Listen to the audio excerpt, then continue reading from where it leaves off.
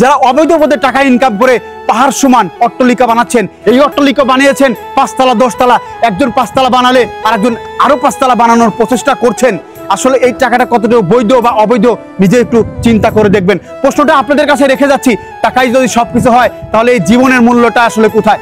মানুষ টাকার জন্য মানুষ খুন করে, টাকার জন্য নিজের পরিবারকে তুচ্ছ তাচ্ছিল্য করে দেয়, নিজের পরিবারকে শেষ করে দেয়। অনেক বাবা মা আছে টাকার জন্য নিজের সন্তানকে দূরে সরায় দেয়। আসলে এই টাকা সবকিছু হইতে পারে না ভাই।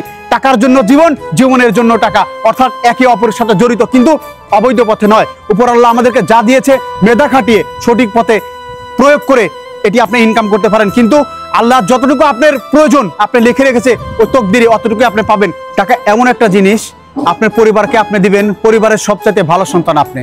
সন্তানের প্রতি বাবা মায়ের হক রয়েছে, বাবা মায়ের প্রতি সন্তানেরও হক রয়েছে।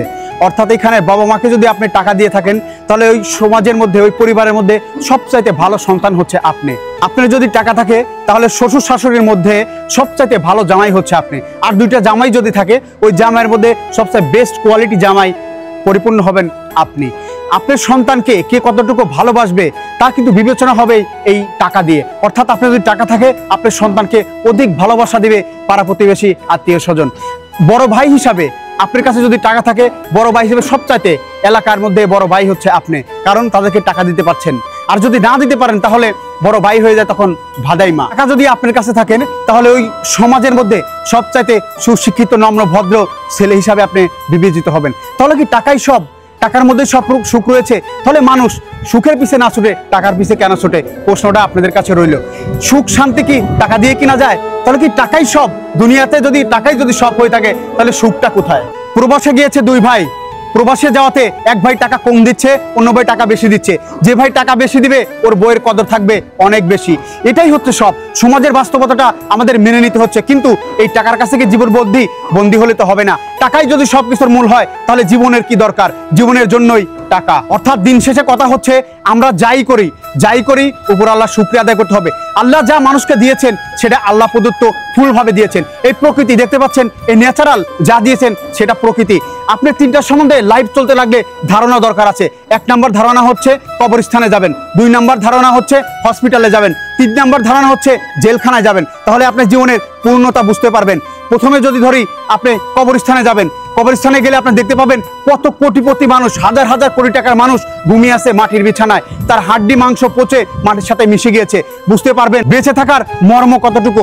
2 নম্বর হচ্ছে হসপিটালে যাবেন। এই দেহটাকে যে আল্লাহ বানিয়ে দিয়েছেন, এই দেহটা সুস্থ থাকার একটা বড় নিয়ামত হচ্ছে আপনি। যদি সুস্থ থাকেন এই হসপিটালে গেলে দেখবেন কারো পাও নেই, কারো হাত নেই, কারো মাথা ফাটা, কারো পেট ফাটা, এভাবে পড়ে আছে বারান্দা। ওইখানে যাবেন, গেলে বুঝতে পারবেন আপনার সুস্থতার নিয়ামত কতটুকু। আল্লাহ যে আপনাকে সুস্থ রেখেছেন এটাই কত বড় একটি নিয়ামত। 4 নম্বর হচ্ছে জেলখানাতে যাবেন। জেলখানায় গেলে আপনি দেখতে পারবেন স্বাধীনতার স্বাদটা কতটুকু। মানুষ কয়েদিরা যখন বন্দি অবস্থায় থাকে বছরের পর বছর আজীবন যাদের জেল হয় তারা কতটা কষ্ট করে ওই বন্দিখানাতে দিন কাটাচ্ছে, আর আপনি স্বাধীনভাবে ঘুরতে পারছেন, স্বাধীনতার স্বাদ নিতে পারছেন। অর্থাৎ মানুষকে এই বেসিক 3টা জিনিস আসলে মনে প্রাণে বিশ্বাস করা উচিত। আর যেটা বললাম, টাকা দুনিয়াতে সবকিছু না, টাকার চাইতে সবচেয়ে বড় জিনিস হচ্ছে সুখ। টাকা দিয়ে সুখ কেনা যায় না। আপনার হয়তোবা অনেক টাকা আছে, বাট আপনার শরীরে একটি অঙ্গ প্রত্যঙ্গ অকেজো কাজ করছে না, ওই টাকা দিয়ে আপনি কি করবেন? আপনার পরিবারে সবকিছু আছে, আপনার স্ত্রী সন্তান আছে, কিন্তু আপনার নিজের শরীরটাই ভালো নেই, তাহলে ওই টাকা দিয়ে কি করবেন? অর্থাৎ দিন শেষে ভাই একটি কথাই বলতে পারি, এইগুলো ভিডিও তো আপনারা শেয়ার করবেন না ভাই, শেয়ার করবেন, ভালো লাগলে অবশ্যই শেয়ার করবেন।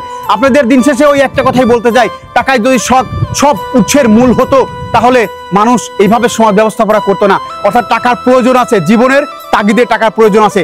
যারা অবৈধ পথে টাকা ইনকাম করে পাহাড় সমান অট্টালিকা বানাচ্ছেন, এই অট্টালিকা বানিয়েছেন 5 তলা 10 তলা, একজন 5 তলা বানালে আরেকজন আরো 5 তলা বানানোর প্রচেষ্টা করছেন।